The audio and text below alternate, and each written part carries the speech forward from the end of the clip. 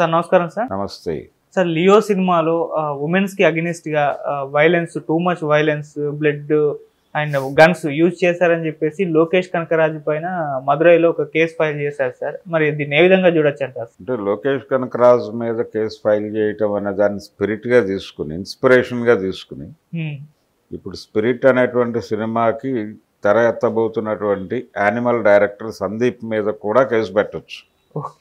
అది pan India project. అది డెఫినెట్గా మధురై వాళ్ళు చూసే ఉంటారు. చూసిన తర్వాత లోకేష్ కనకరాజు సందీప్తో పోలిస్తే ఏ మేరకు వైలెన్స్ ఉంది, దానిలో ఏ మేరకు స్త్రీ ద్వేషం ఉంది ఈ సినిమాతో కంపేర్ చేస్తే, యానిమల్తో కంపేర్ చేస్తే కేవలం స్త్రీ ద్వేషం మాత్రమే కాదు, వైలెన్స్ మాత్రమే కాదు, ఆయన హిందుత్వ ఎజెండాని కూడా భుజాన్ని వేసుకుని సినిమా తీశాడు సందీప్ వంగ. కాబట్టి అంటే ఇప్పుడు కురుపాండవ యుద్ధం లాంటి, కురుక్షేత్రం లాంటి ఓ సందర్భం తీసుకుని దాయాదుల పోరుగానే నడపచ్చు కదా. ఎందుకు అవతలోడికి ఇంటెన్షనల్గా మతం ఇప్పించి అండ్ ఇస్లాంలో కన్వర్ట్ చేసి ఇస్లాం మహిళల మీద కూడా మాట్లాడేసి వ్యాఖ్యానం చేసేసి నువ్వు సినిమాలో వాళ్ళేదో చాలా దారుణంగా ఉంటారు, సిగరెట్లు తాగుతారు, మందు తాగుతారని నువ్వు సినిమాలో సీనులు పెట్టి ముస్లిం సమాజం పట్టించుకోలేదు కాబట్టి ఆయన బయటికి వెళ్ళిపోయాడు. కానీ పట్టించుకునే పరిస్థితిలో లేరు, వాళ్ళు భయంతో ఉన్నారు. ఇప్పుడు దాన్ని అడ్వాంటేజ్గా తీసుకుని సినిమా తీసినటువంటి యానిమల్ డైరెక్టర్ సందీప్ను వదిలిపెట్టేసి ఇతని మీద కేసు వేయటం చాలా దుర్మార్గం కదా. ఇప్పుడు పైగా వైలెన్స్ అనేది ఒక ఫినామినాగా మారిపోయిన సందర్భం మనం చూస్తున్నాం. సలార్లో వైలెన్స్ ఉంది, యానిమల్లో వైలెన్స్ ఉంది. ఏ సినిమా అయినా తీసుకోండి మీరు, హీరో కనీసం అంటే గతంలో ఎలా ఉండేదంటే హీరో విలన్ని చంపినా కానీ పోలీసులు అరెస్ట్ చేసేవాళ్ళు, అతని కోసం వెతికేవాళ్ళు. అతను మంచి కారణం చేతే విలన్ని చంపేసినప్పటికీ జైలుకి వెళ్ళి బయటకు వచ్చేవాడు. ఖైదీ అనే సినిమా ఉంది చిరంజీవిది. ఆయన చివరిలో అందరినీ చంపేసిన తర్వాత హీరోయిన్ వస్తుంది పెళ్లి కూతురు గెటప్లో, మాధవి. వచ్చినప్పుడు ఈయన అటునుంచి పోలీసులు వస్తారు. ఈయన రెండు చేతులు ఎత్తి ఇలా పెట్టి చివరి డైలాగ్ చెప్తాడు, పగ కోసం ఈ జన్మ, ప్రేమ కోసం ఇంకొక జన్మ అని చెప్పి బేడీలు వేయించుకుని వెళ్ళిపోతాడు. క్లైమాక్స్ అది. కాబట్టి గతంలో ఒక చిన్న హింస జరిగిన, విలన్ని చంపిన హీరో, ఇప్పుడు మాయదారి మల్లిగాడి సినిమాలో కృష్ణ ఎలా వెళ్తాడో జైలుకి, అలా అన్ని సినిమాల్లోనూ ఆ పద్ధతి ఉండేది. అలాగే ఒక బ్యాంక్ రాబరీ లాంటిది జరిగితే ఆ బ్యాంక్ రాబరీ తాలూకా డబ్బులు రకరకాలుగా అనుభవించాలని అనేక మంది ప్రయత్నం చేసినప్పటికీ ఫైనల్గా అవి ప్రభుత్వానికి చేరేవి. ఇది ఒక పద్ధతి మెయింటైన్ చేసేవాళ్ళు. అంటే రామ్ గోపాల్ వర్మ చాలా ఇదిగా, అంటే ఈ పద్ధతులన్నిటికీ పైన ఉన్నట్టుగా, అతీతుడిగా ఉన్నట్టుగా మాట్లాడుతూ ఉంటాడు. కానీ ఆయన కూడా ఒక పద్ధతి పాటించేవాడు, ఇప్పటికీ పాటిస్తాడు. ఆయనకు ఒక పద్ధతి ఉంది. కనీసం అది కూడా లేదు వీళ్ళకి. ఇప్పుడు ఆయన శివ సినిమాలో కూడా చివరిలో దానికి సంబంధించిన కేసులు, వ్యవహారం, పోలీసులు ఇది నడుస్తుంది. అలాగే త్రివిక్రమ్ శ్రీనివాస్ అతడు సినిమా ఉంది. అందులో కూడా చివరిలో హీరో తప్పులు చేస్తే నేను చాలా చంపేశాను, నన్ను అరెస్ట్ చేస్తారేమో అనే భయంలో ఉంటాడు మహేష్ బాబు. ఒక చిన్న ఆందోళన ఉంటుంది అతని మనసులో. సిబిఐ ఆఫీసర్ ప్రకాష్ రాజు ఇంకేంటి కబుర్లు పార్జు అంటాడు ఓ డైలాగు. అంటే ఆ కేసులన్నీ వేరే ఎవడో చేశాడని చెప్పి మేము రాసేసుకుంటాం, నువ్వు వెళ్ళిపోయి హ్యాపీగా, అంటే మేమైనా చంపాల్సిన వాళ్ళే వీళ్ళు, నువ్వు చంపేశావు, నో ప్రాబ్లం, మేము చూసుకుంటాం, నువ్వు వెళ్ళిపోయి నీ జీవితం గడుపుకో, నేను ఎక్స్క్యూజ్ చేస్తున్నాను, అవకాశం ఉంది అని చెప్పిన తర్వాత అటు రిలీఫ్ ఫీల్ అయ్యి వెళ్ళిపోతాడు. ఈ పద్ధతి నడిచేది. అలాగే వర్మగారి క్షణక్షణం సినిమాలో 50 లక్షల డబ్బులు ఒక బ్యాంకు నుంచి తస్కరిస్తారు. అటు తిరిగి ఇటు తిరిగి ఫైనల్గా 50 లక్షలు ప్రభుత్వానికి చేరతాయి తప్ప వాళ్ళు తీసుకుని విదేశాలకు పారిపోరు. కానీ ఈ మధ్య వస్తున్నటువంటి బ్యాంక్ రాబరీ సినిమాల్లో బ్యాంకులను దోచేసి విదేశాలు పారిపోవటం, అక్కడ అనుభవించటం అనేది కామన్గా చూపిస్తున్నారు.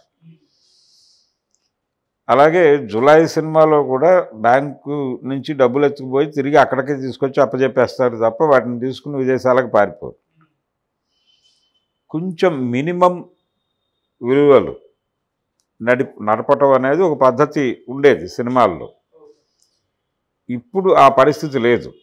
వైలెన్స్ అనేది కనీసం హీరో అనేవాడు ఇద్దరిని చంపితే లోకల్ సినిమా, 10 మంది తలాలు నరికితే హీరో, అది పాన్ ఇండియా సినిమా, 100 తలాలు నరికితే వరల్డ్ మార్కెట్ని టార్గెట్ చేసే సినిమాగా మాట్లాడుకుంటున్నారు. ఇప్పుడు సలార్లో ఆయన ఎంతమందిని చంపుతాడు ప్రభాస్ అనే దానికి కౌంట్ లేదు. నిన్న కాక మొన్న వచ్చినటువంటి కళ్యాణ్ రామ్ డెవిల్లో కూడా అనేక మందిని నిర్దాక్షిణ్యంగా చంపుకుంటూ వెళ్ళిపోతాడు. హీరో అనే క్యారెక్టరు కనీసం చేతిలో అంటే 2 చేతుల్లో 2 కత్తులో 2 గొడ్డల్లో పట్టుకుని నరుక్కుంటూ వెళ్ళే సన్నివేశం లేకపోతే అతన్ని హీరో అని జనం నమ్మలేని పరిస్థితికి తీసుకెళ్ళిపోయారు.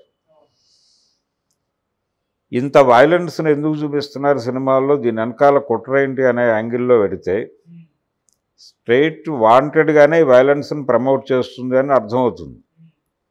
ఎందుకు ప్రమోట్ చేస్తుంది అంటే, ఒక క్రైమ్ చేసిన వాడిని చంపేయటం నేరం కాదు, అండ్ అరెస్ట్ చేయక్కర్లేదు అనే ట్రెండ్ జనంలోకి వెళ్ళిపోతే తాను కూడా అనేక మందిని చంపేయచ్చు స్ట్రైట్ కూడా.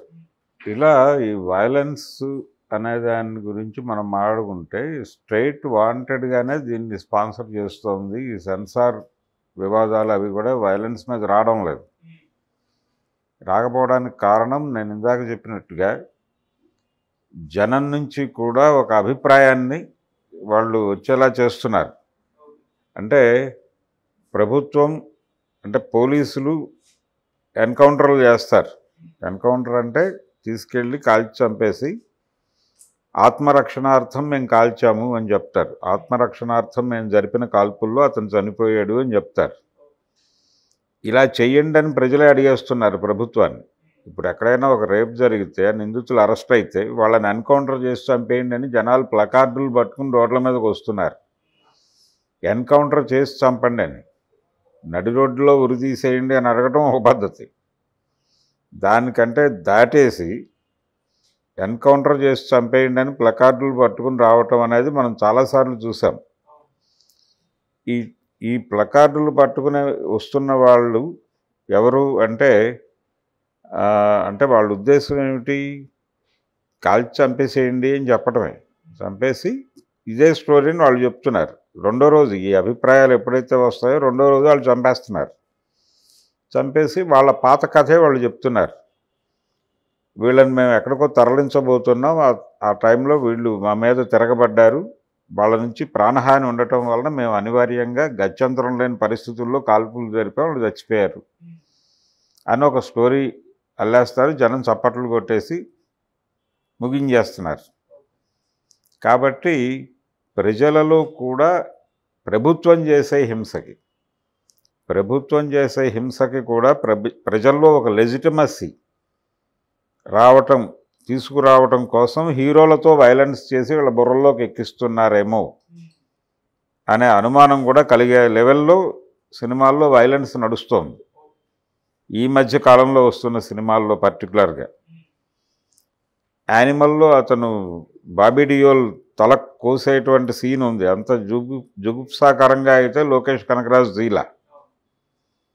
కాబట్టి జుగుప్సాకరమైన వైలెన్స్ని చిత్రీకరిస్తున్నటువంటి సందీప్ వంగాని ముందు అరెస్ట్ చేసి లోపల పెట్టాలని డిమాండ్ చేయకుండా ఆయన సినిమాల్లో మహిళల్ని కించపరిచాడు, మైనారిటీలను కించపరిచాడు, మైనారిటీ మహిళల్ని కించపరిచాడు. వీటన్నిటితో పాటు ఒక పురుషాధిక్యత చూపించాడు సినిమాలో బలంగా. అలాగే హిందువులందరూ పవిత్రులు, అవతల మతం వాళ్ళందరూ దుర్మార్గులు అనే నేరేషన్ కూడా చేశాడు. విపరీతమైన వైలెన్స్ అవతల మతం వాళ్ళ మీద చేశాడు. ఇంత చేసినప్పటికీ అతని మీద కేసు ఫైల్ కాకపోవటం, ఇతని మీద కేసు ఫైల్ అవ్వటం దుర్మార్గం కదా. అందుకని ఇప్పుడు ఎవరైతే లోకేష్ మీద కేసు పెట్టారో వాళ్ళొక్కసారి వాళ్ళని వాళ్ళు రివ్యూ చేసుకుని సందీప్ మీద ఎందుకు కేసు పెట్టడం లేదు అనేది ఆలోచించాలి. సందీప్ ఒక్కడే కాదు, ఇప్పుడు అందరూ ప్రతి సినిమాలోనూ ఎందుకు వైలెన్స్ నడుస్తోంది, ఎందుకు తలలు నరుకుతున్నారు మన హీరోలు, మొన్నటిదాకా ఎందుకు నరకలేదు, ఇప్పుడు తలలు నరకటమే ఏకైక పనిగా ఎందుకు భారతీయ హీరోలు పెట్టుకున్నారు. పైగా ఇది అహింసతో స్వరాజ్యం సాధించుకున్నటువంటి దేశం. ఈ రోజుకి అహింస వెన్నుపూసగా ఉన్నటువంటి రాజ్యాంగం ఆధారంగా పరిపాలన చేస్తున్నటువంటి ప్రభువులు ఉన్నారు మనకి. ఈ రోజుకి మహాత్మా గాంధీని తీసి ఇంకా అవతల నదుల్లో పారేయలేదు. ఆయన ఉన్నాడు ఇంకా still alive as a memory అనుకుంటే. కాబట్టి శాంతి అనేది అంటే శాంతి, సహజీవనము లాంటి పదాలు ఇంకా నడుస్తున్నాయి. ఈ టైంలో ఇలాంటి వైలెంట్ సినిమాలు, కనీసం 10 మందిని చెప్పకపోతే హీరో కాదు అనే సినిమాలు ఎందుకు తీస్తున్నారు, తీయటం వెనకాల పరమోద్దేశం ఏమిటి అనే దాని మీద జాతీయ స్థాయిలో చర్చ జరగాల్సి ఉంది. దీంతోపాటు ఇమ్మీడియట్గా ఇలాంటి డైరెక్టర్ల మీద కేసులు వేయాల్సి ఉంది, కానీ లోకేష్ కనకరాజు మీద అయితే కాదు. Thank you so much sir. Thank you.